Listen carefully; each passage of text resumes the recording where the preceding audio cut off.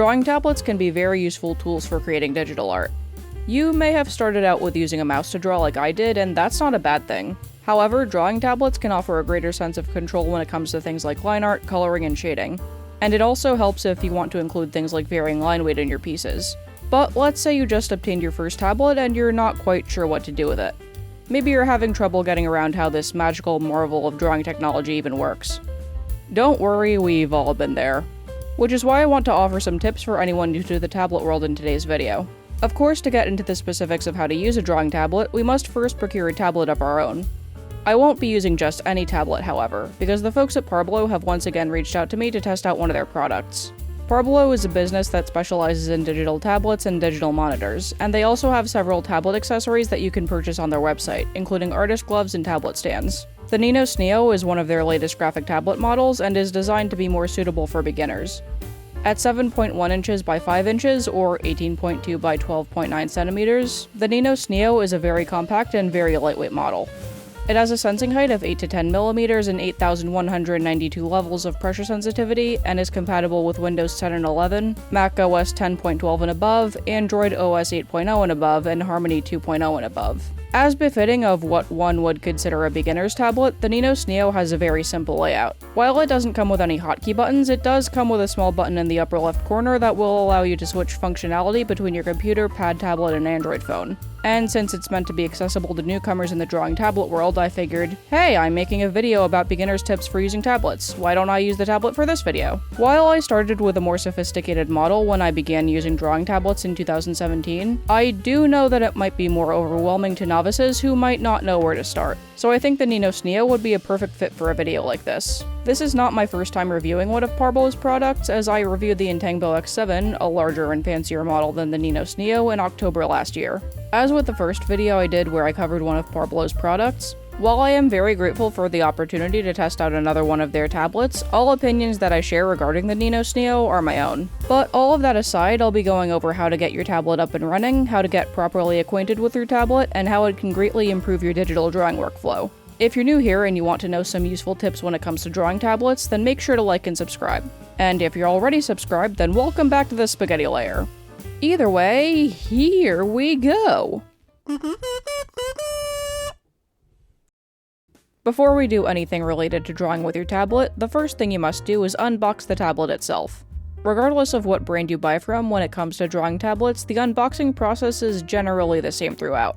To unbox your tablet, first you must procure a box/package with the tablet inside. Look carefully for the package opening and cut through any seals keeping the package shut. Once that's done, open the box and take the tablet out. Congratulations, you have just unboxed your tablet. The product, that being the tablet and all of its extra goods, will come with the tablet itself and the stylus that you need to draw with it. You'll also find replacement nibs for your stylus, as those can and often will get worn down with use, and a little tool to remove the nibs, as it will be difficult to remove and replace the nibs otherwise. You'll also see a quick start guide giving you useful tips on how to get the tablet running. Different tablet models may also come with added goods aside from the ones I've just described, from artist gloves to a cable extender, the latter of which is what the Ninos Neo also comes with. The two cables will allow you to hook up the tablet to your computer as well as your Android phone if you have one. Other tablets will also have nifty bonus features, like a little wheel that you can use to zoom in and out of your canvas or rotate the canvas as you wish, and can also come with hotkeys on the side that you can program to your liking. These bonus features I mentioned can greatly improve your workflow with your tablet, so be sure to use them. Drawing with your new tablet isn't just a matter of plugging it in, or using Bluetooth if your tablet comes with an added Bluetooth function. In order to get it to work properly, you'll need to install the necessary drivers and the appropriate app if this is your first tablet from a specific brand. For example, Parblo has a settings app listed as Parblo Tablet Setting, and there are a list of drivers on its website that you can find at support.parblo.com. And since we're using a Parblo tablet for this video, I'll go over how to install the drivers for their tablet model specifically. The means of downloading or installing drivers may vary depending on the brand your tablet model comes from. But if you're using Mac OS, setting up drivers might pose a challenge because of Mac OS's security settings and its multiple security features. But there is a way to work around this and get the driver up and running. I covered this in depth in my first Parblo-related video, but since it's an important part of the tablet installation process, I'll go over it again. Make sure you download the driver for the specific model or operating system you have where applicable. For me, this would mean that I have to download the Ninos Neo driver for the Mac OS. The download link may take you to Google Drive, which may then direct you to this page. Don't let the warning deter you in this case, just click download anyway. There is a chance that your computer may give you some additional grief after downloading the installer package. If you're a Mac user, it may come in the form of a message saying that the file can't be opened because Apple can't scan it for malicious software. You will have the option to open the file anyway by going to System Settings through the Launchpad or the Apple icon on the top left of the navigation bar and then going to Privacy and Security. Look for a notification towards the bottom of that section telling you that the file couldn't be opened and click the Open Anyway button. Also, make sure to go to the Accessibility tab that you'll find under Privacy and Security and hit the little plus sign for the corresponding app for your tablet. For me, this would mean allowing access for Parblo tablet driver and Parblo tablet setting. You might have a different experience installing the drivers depending on what tablet you have. So my best advice in that case would be to check the Quick Start Guide. If all else fails, however, the internet is your bestie. Now that you've installed the driver for your tablet, let's take a quick look at the designated settings app. You can fiddle around with your tablet settings in this app, like monitor mapping for your computer, the size of the tablet's live area or workspace where it can detect the stylus, pressure settings for the stylus, adjusting the hotkey functions, and more.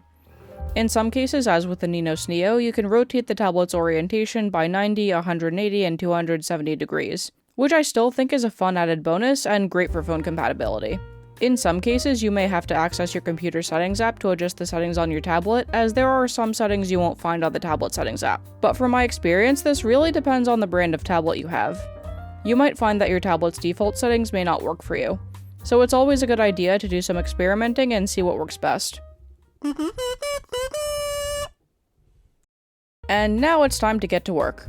For this drawing that you'll be seeing on the screen, I'll be drawing my character Nadia. But I won't really focus on the art so much as I'll talk about things like tablet performance and other things to keep in mind. Working with a new tablet is a vastly different experience from working with a mouse or a trackpad, and because there's a lot of hand-eye coordination that goes into using graphic tablets, not so much if you're using a graphic monitor, it's good to do some initial sketches to get a feel for how the tablet works.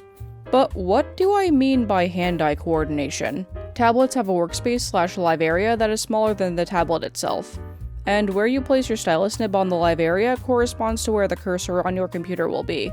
Since the stylus and your cursor will be essentially linked if you bring the stylus close enough to the tablet itself. Think of it as a more sophisticated version of the mouse/trackpad, or if you're using a graphic monitor, a second computer screen that you can actually draw on. Unlike graphic monitors, which are the larger tablets with screens that you've probably seen other people use, graphic tablets don't have screens. So building the hand-eye coordination that I mentioned earlier is essential, as you'll be spending more time looking at your computer screen than at your tablet. It will take some time to get used to, and you might experience headaches the way I did when I first started using tablets. Memories. But if the latter happens, then it's best to take a short break before coming back to your tablet before your brain cells implode or something. Also, try putting your tablet in different places, such as either side of the computer monitor or even directly in front to see what works best for you. Personally, I like to have my tablet be just to the right of my laptop at a comfortable enough distance so I'm not overly bending or outstretching my arm while I'm drawing. If your tablet doesn't come with a hotkey function or an option to rotate your canvas, it's a good idea to get acquainted with the shortcuts on your keyboard. Some of the most useful, in my opinion, include holding down the spacebar to pan across your canvas and holding the shift key and the spacebar at the same time to rotate the canvas. If you're using a Mac and you've made a selected area on your canvas, you can hold down the option and the delete buttons to instantly fill in that area with a color of your choice. Once you feel comfortable enough to begin using your tablet, it's time to start drawing in earnest. Even after you've gotten comfortable enough to start drawing, you may still need some extra time to adjust to the workspace. As I'm used to working with larger tablets, the small size of the Ninos Neo was certainly a major jump. But as I got more accustomed to understanding how the size of the live area would affect things like my line work and control over my laptop's cursor, it was pretty easy to work around. Another thing to think about is how the tablet's work surface affects brush size and how it handles things like precise line work and details. I did notice that there was a slight delay with the Ninos Neo while I was trying to make some of my lines more precise, something that I also experienced while working with the Intangbo X7.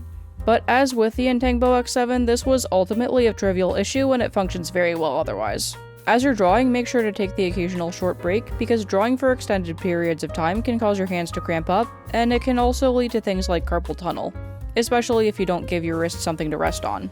There are many things you can do during the short break, like writing a short poem, or admiring your shiny new tablet, or even contemplating the vast amounts of pasta types in the world. Wait, what anyways? If for whatever reason your tablet starts acting up, then try unplugging it for 5 to 10 seconds before plugging it back in and seeing if it functions properly again. And if it gives you more issues, then it might be best to either restart your computer or check the system settings or the tablet settings app to see what might be the problem. In some cases, you may have to update the drivers to get everything running smoothly again, which is what I've had to do occasionally with some of my other tablets. The Ninos Neo only acted up on me once, but that was because the settings app didn't detect that it was plugged in, and it was just a matter of me switching the cable to a different USB-C port. So at the end of the day, it was just another non-issue that didn't affect its performance. In the event the issue persists with your tablet, however, my best advice would be to contact support on your tablet brand's website. But for all of this talk about the technical side of using tablets, this brings me to my last point of discussion and what is also probably the elephant in the room. Do you need to start with the more sophisticated tablet models?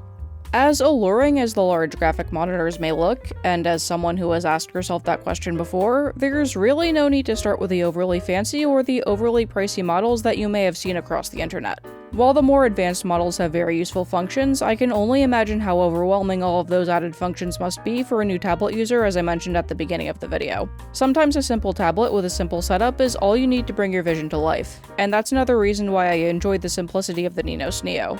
As I also mentioned earlier, it's a tablet marketed as an ideal beginner's option, and having worked with it for this video and the artwork in this video, I can say with confidence that it lives up to that name. For a small tablet with a simple setup, it performs excellently. And not only that, it's very affordable. Affordable as in 28 USD.